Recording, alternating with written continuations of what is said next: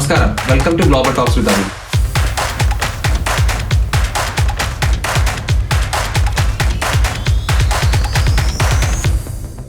രണ്ടായിരത്തി 2025 അവസാനമാകുമ്പോഴത്തേക്കും ഇന്ത്യയുടെ തൊഴിൽ രംഗത്ത് കേന്ദ്ര ഗവൺമെന്റ് ചരിത്രപരമായ ഒരു മാറ്റമാണ് കൊണ്ടുവന്നിരിക്കുന്നത്.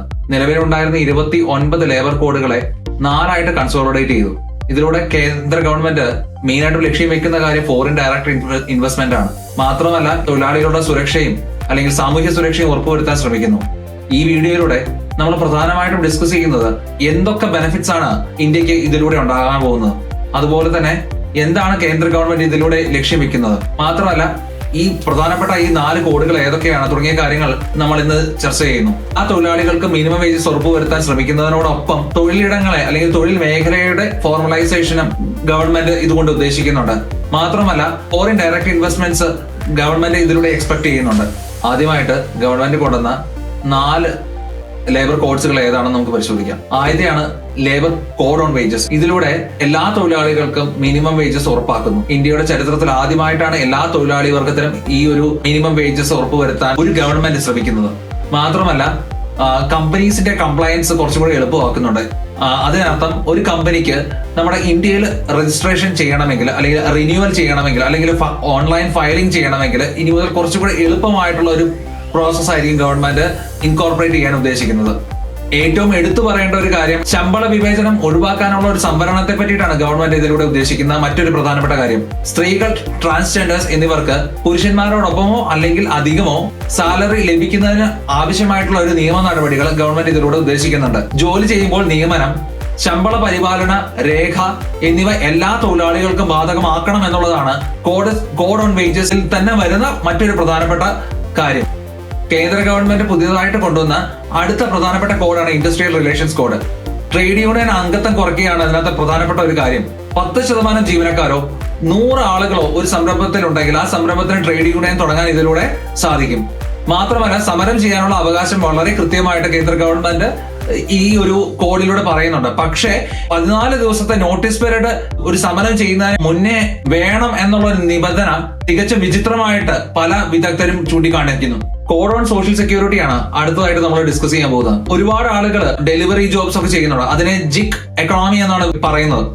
മിക്ക ആളുകളും ഇങ്ങനെ ജോലി ചെയ്യുന്ന മിക്ക ആളുകൾക്ക് തന്നെ പ്രൊവിഡന്റ് ഫണ്ടോ അവർക്ക് വേണ്ടത്ര ആനുകൂല്യങ്ങൾ ലഭിക്കുന്നില്ല. ഗവൺമെന്റ് ഇത്തരം ഒരു ആനുകൂല്യങ്ങൾ ലഭിക്കാൻ വേണ്ടിയാണ് ഈ ഒരു കോഡ് ഗവൺമെന്റ് ഇതിനകത്തേക്ക് ഇംപ്ലിമെന്റ് ചെയ്യുന്നത്. മാത്രമല്ല പെൻഷൻ ആയിക്കോട്ടെ, മെറ്റേണിറ്റി കവർ ആയിക്കോട്ടെ, ഇനി മുതൽ എല്ലാ തൊഴിലാളികൾക്കും ലഭിക്കാൻ പാകത്തിലുള്ള ഒരു നിയമനിർമ്മാണം അല്ലെങ്കിൽ ഭേദഗതിയാണ് കേന്ദ്ര ഗവൺമെന്റ് ഉദ്ദേശിക്കുന്നത്. ഇവ പ്രവാസി തൊഴിലാളികൾക്കും അതുപോലെ തന്നെ സീസണൽ അതുപോലെ തന്നെ ടൈം ബൗണ്ട് ജോലിക്കാർക്കും ഒരേപോലെ ബാധകമാകും എന്നുള്ളത് സാമൂഹ്യ സുരക്ഷ ഉറപ്പുവരുത്താനുള്ള കേന്ദ്രത്തിന്റെ നയത്തെ ചൂണ്ടിക്കാണിക്കപ്പെടുന്നു. Occupational safety, health and working conditions കോഡാണ് ഗവൺമെന്റ് കൊണ്ടുവന്ന 4ാമത്തെ ലേബർ കോഡ്. ഇതിലൂടെ ഗവൺമെന്റ് സേഫ്റ്റിക്ക് വളരെയധികം ഇമ്പോർട്ടൻസ് കൊടുക്കുന്നുണ്ട്. 40 വയസ്സിന് മുകളിലുള്ള ഓരോ തൊഴിലാളികൾക്കും നിർബന്ധമായിട്ടും വൈദ്യ പരിശോധന നടത്തണമെന്ന് ഇതിലൂടെ അനുശാസിക്കുന്നു. മാത്രമല്ല റിസ്ക് ഉള്ള ജോലി ചെയ്യുന്നതിന് പ്രത്യേക മാനദണ്ഡങ്ങളും കേന്ദ്ര സർക്കാർ ഇതിലൂടെ ഏർപ്പെടുത്തുന്നുണ്ട്. സ്ത്രീകൾക്ക് എല്ലാ ഷിഫ്റ്റിലും ജോലി ചെയ്യാൻ നിയമപരമായ അനുമതി നൽകുന്നതിനോടൊപ്പം വികലാംഗർക്കുള്ള സൗകര്യങ്ങൾ, അതുപോലെ തന്നെ ജോലി സ്ഥല ശുദ്ധീകരണം, വൈദ്യുതി സുരക്ഷ എന്നിവ നിർബന്ധമാക്കാനും അതുവഴി ഇൻഫ്രാസ്ട്രക്ചർ ഡെവലപ്മെന്റ് പ്രൈവറ്റ് ഓർഗനൈസേഷൻസ് ആയിക്കോട്ടെ പബ്ലിക് ഓർഗനൈസേഷൻ ആയിക്കോട്ടെ നിർബന്ധമായി പാലിക്കാനും കേന്ദ്ര സർക്കാർ ഇതിലൂടെ അനുശാസിക്കുന്നു. പുതിയ ലേബർ കോഡ്സ് ഇംപ്ലിമെന്റ് ചെയ്യുന്നത് വഴി ഒരുപാട് അധികം ബെനിഫിറ്റ്സ് ഉണ്ടെന്ന് പല വിദഗ്ധരും ചൂണ്ടിക്കാണിക്കുമ്പോൾ തന്നെയും വ്യാപകമായിട്ട് ഒട്ടനവധി വിമർശനങ്ങളും ഈ ഒരു കാര്യത്തിൽ ഉയർന്നു വരുന്നുണ്ട്. അതിൽ തന്നെ ഏറ്റവും എടുത്തു പറയുന്ന ഒരു കാര്യമാണ് തൊഴിലാളി സുരക്ഷയെ പറ്റിയിട്ടുള്ള ഒരു കാര്യം. 300 അതിൽ താഴെയോ ജീവനക്കാർ മാത്രമുള്ള ഒരു സ്ഥാപനത്തെ സംബന്ധിച്ചിടത്തോളം സർക്കാരിന്റെ അനുമതി ഇല്ലാതെ എപ്പോ വേണമെങ്കിലും പിരിച്ചുവിടാവുന്ന ഒരു സ്ഥിതിയാണ് പുതിയ ഇംപ്ലിമെന്റേഷൻ അല്ലെങ്കിൽ പുതിയ ഭേദഗതിയിലൂടെ സർക്കാർ പറഞ്ഞിട്ടുള്ളത്.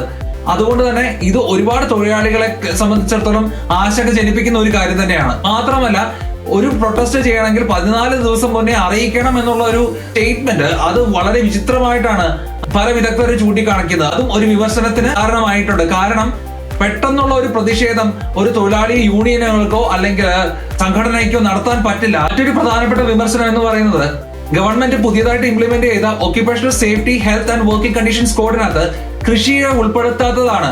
ഇന്ത്യയിലെ ഒരുപാട് പേര് കൃഷിയെ ഡിപ്പെൻഡ് ചെയ്തിട്ടാണ് ജീവിക്കുന്നത്. ഈ ഒരു സാഹചര്യത്തിൽ കൃഷിയെ പ്രത്യേകിച്ച് ഒക്യുപേഷണൽ സേഫ്റ്റി കോഡിൽ നിന്ന് ഒഴിവാക്കിയത് വ്യാപകമായിട്ടുള്ള വിമർശനത്തിന് കാരണമാകുന്നു. ഇതൊക്കെ തന്നെ ആണെങ്കിലും മൊത്തത്തിൽ ഈ ഒരു ഭേദഗതി ഫോറിൻ ഇൻവെസ്റ്റ്മെന്റ്സിനെ അട്രാക്ട് ചെയ്യാനുള്ള അല്ലെങ്കിൽ ഈസ് ഓഫ് ഡൂയിങ് ബിസിനസ് റാങ്കിങ്ങിൽ ഇന്ത്യക്ക് ഒരു വലിയ മുന്നേറ്റം കൊടുക്കാനുള്ള ഒരു നീക്കമായിട്ടാണ് വിലയിരുത്തപ്പെടുന്നത്.